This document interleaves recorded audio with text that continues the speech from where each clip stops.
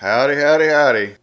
This is Tony Denton coming to you this morning from Little Rock, Arkansas. We're into May of 2020, and we're up to James chapter 4, 13 through 17, entitled Expectation, in my audiobook series of my book called James, From Persecuted to Perfection Fulfilled. If you're following along, this begins on page 95 of the book, and I hope if you don't have a book that you'll be getting one soon. Thank you for being with me. Let's begin on page 95. Although James began chapter 4 talking to the recipients of his letter about war with God and ended it talking about the will of God, these two ideas are related. Because when a Christian wasn't in God's will, he became a troublemaker instead of a peacemaker. For examples, Lot moved into Sodom and brought trouble to his family. David committed adultery and brought trouble to his kingdom. And Jonah disobeyed God and almost sent a shipload of sailors to a watery grave. In each case, there was a wrong attitude toward God's will.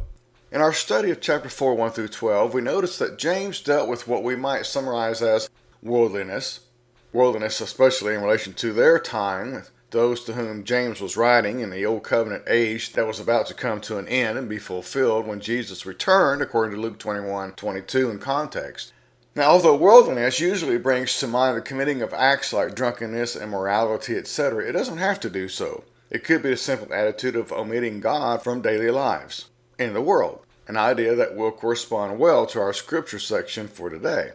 In the paragraph under consideration now, verses 13 through 17 in chapter 4, James pointed out three attitudes towards God's will and future expectations. James told them that they may choose to overlook God's will, oppose God's will, or obey God's will.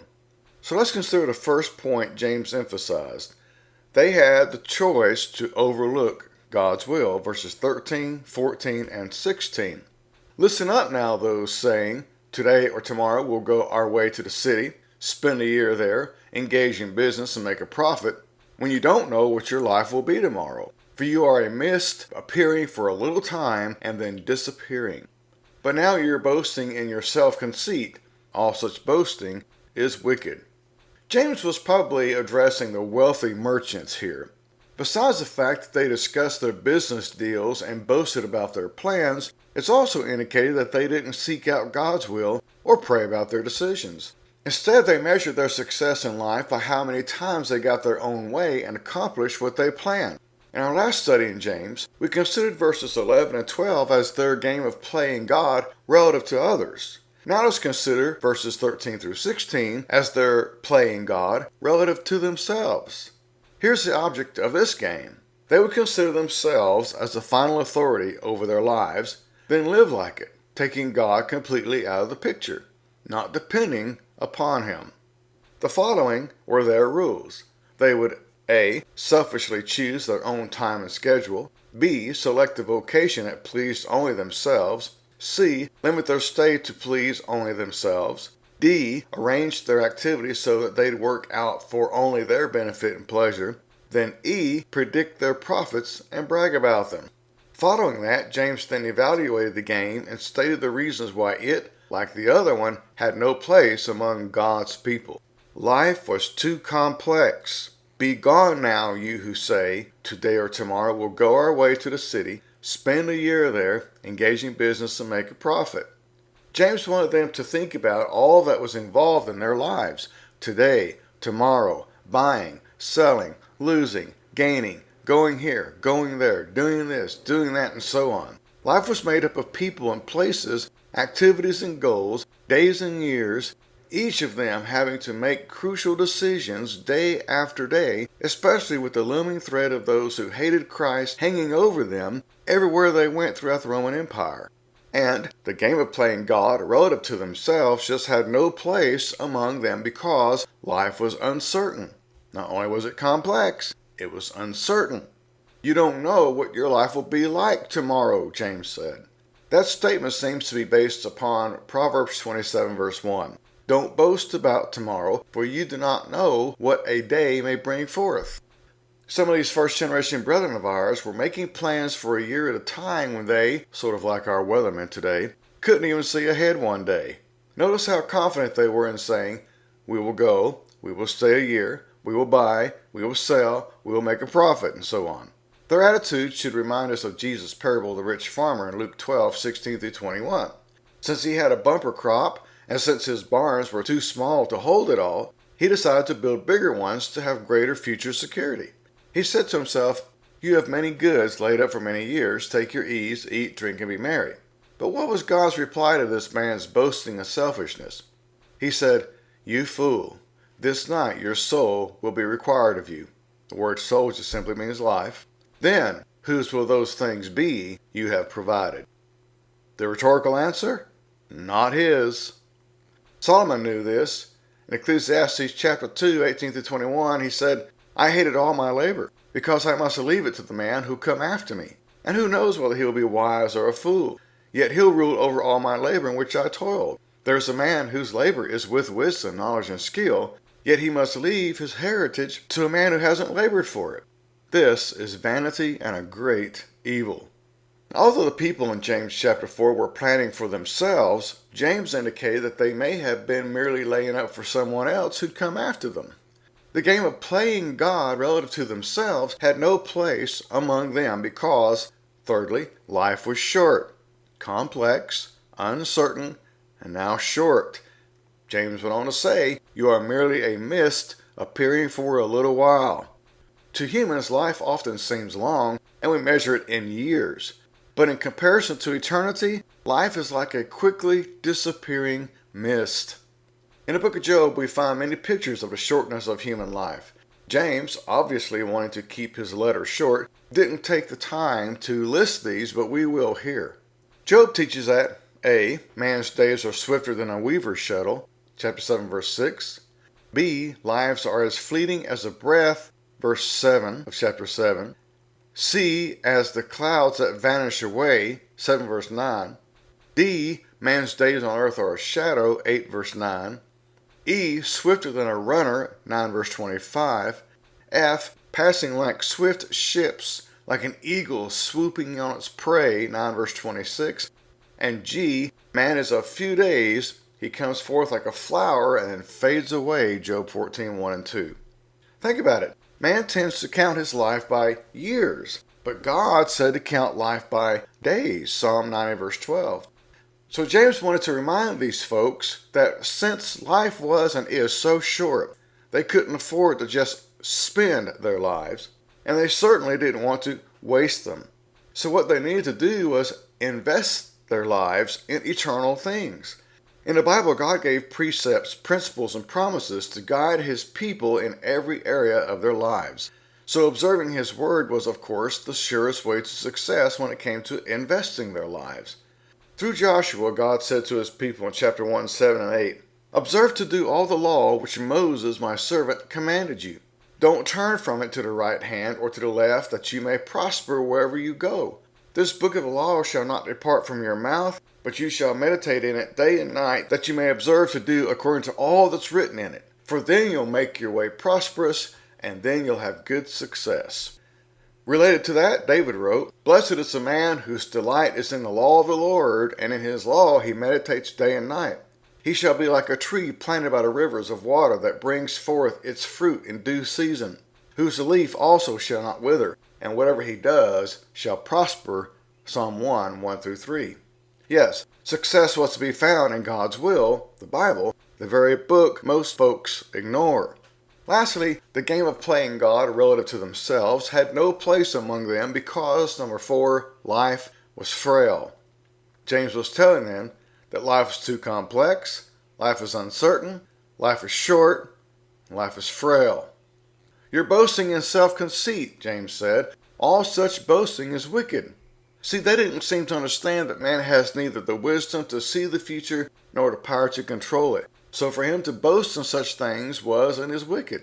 Just as we learned in the previous study that it was wicked for them to attempt to be their own gods by becoming their own lawmakers, so here we learn that it was wicked for them to attempt to be their own gods by bragging about their future plans. It was just plain foolish for them to ignore the will of God and their plans. It was like going through dark jungles with no map or over stormy seas with no compass. Today when we visit a cave, the fellow leading the tour says, "Be sure you stay close by your guide."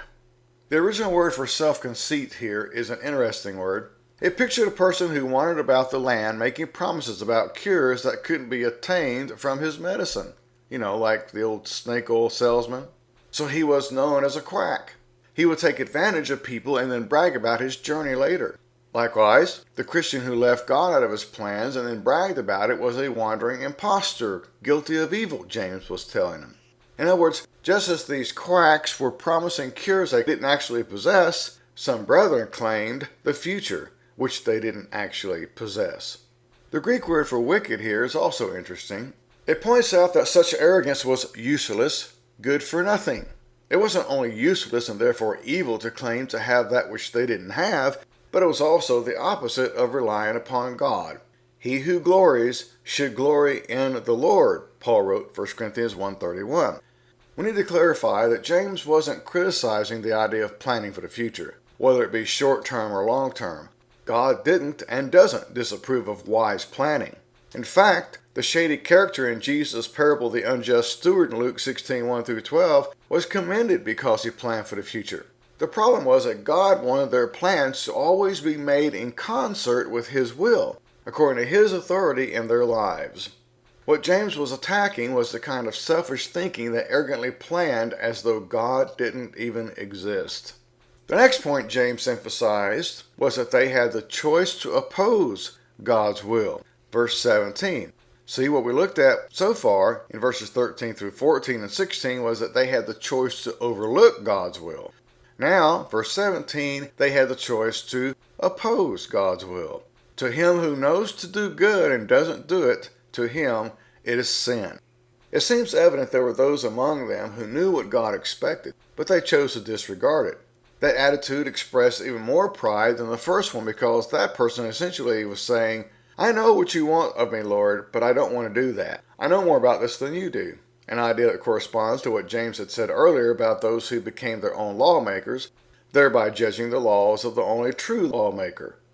Concerning this type of person, Peter said that it would be better for him to not even to have known the way of righteousness than to have known it and turned from it. 2 Peter 2:21.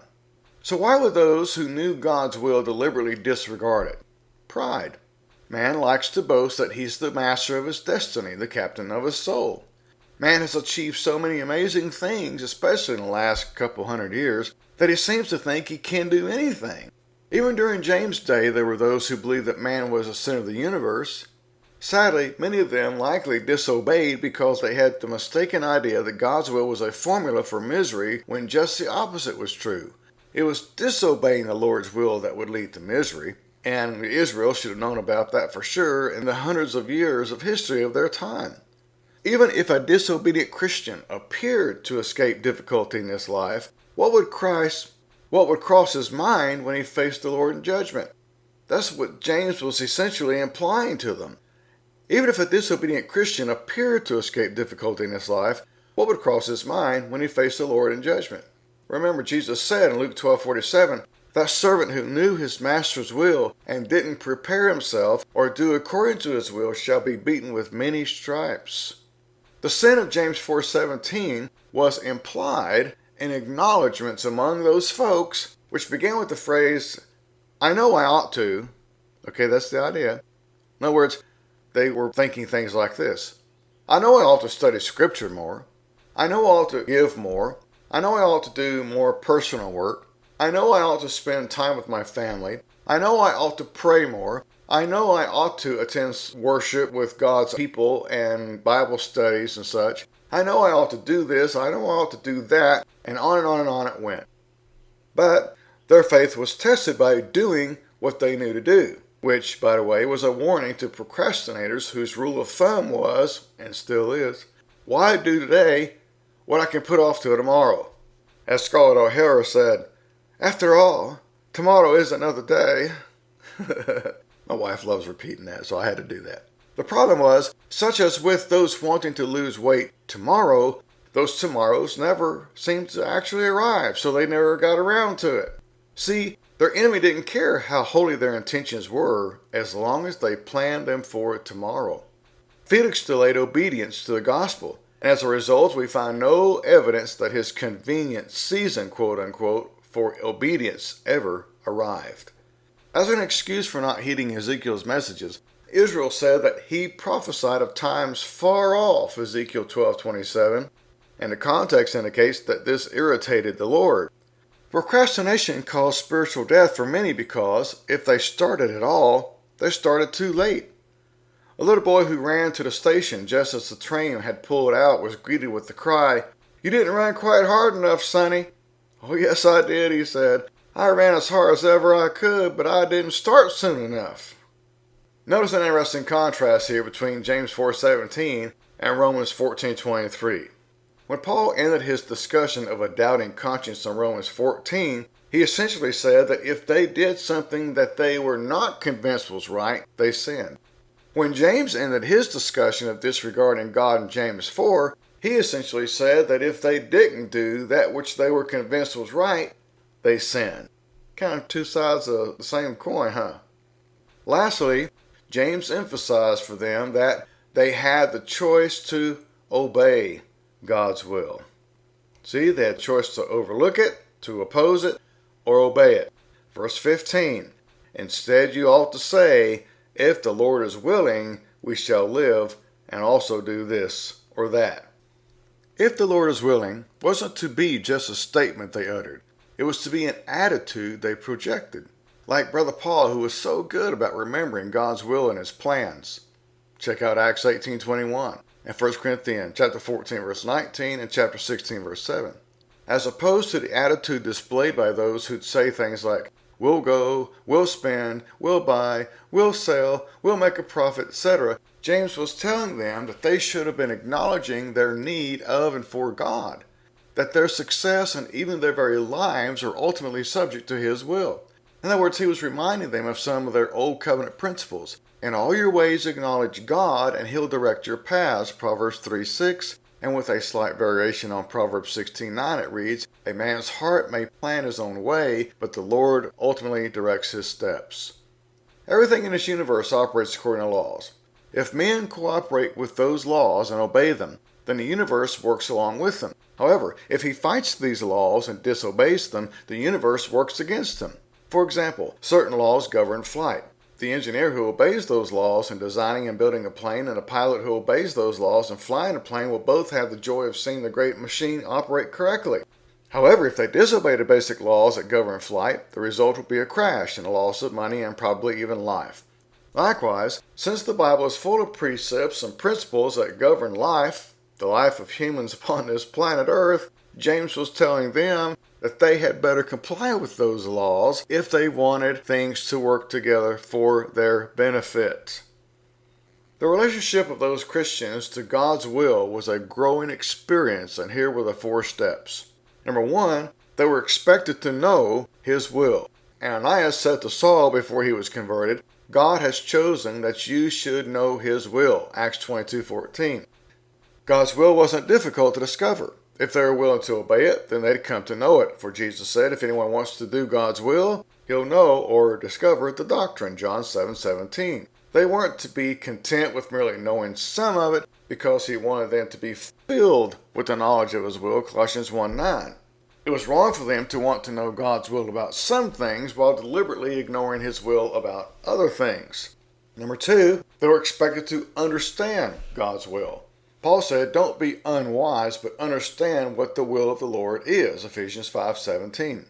That's where the spiritual wisdom of chapter 3 of James, verses 13 through 18 come in.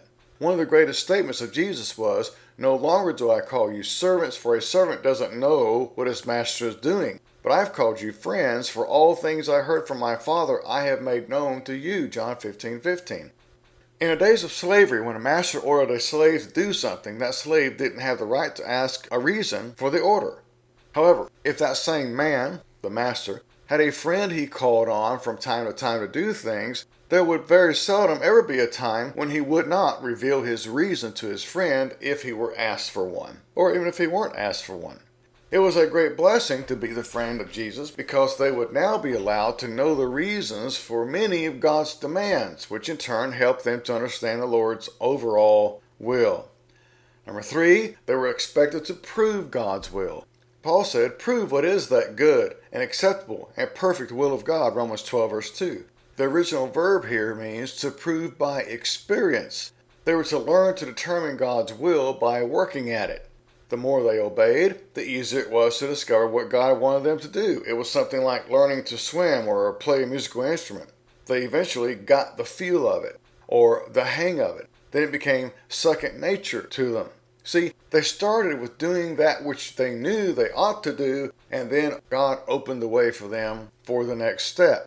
In this way, they proved by experience what God's will was, both from successes and failures. Jesus said, "Take my yoke upon you and learn of me." Matthew 11:29. Since the word yoke refers to two things that are joined together, it suggests doing things together, putting into practice what God taught them in His Word and through His providence, such as gifts of the Spirit. And number 4, they were expected to, of course, do God's will from the heart. Paul spoke of doing the will of God from the heart with good will, doing service to the Lord, Ephesians 6:6. Jonah knew God's will, and after a spanking he did it. But even then he didn't do it from the heart. Jonah 4 indicates that the angry prophet didn't love the Lord, nor did he love the people of Nineveh. He merely did God's will to keep from getting another spanking. What Paul said about giving can also be applied to living. 2 Corinthians 9:7, a great general principle Paul applied to a specific context, but applies to living life in general.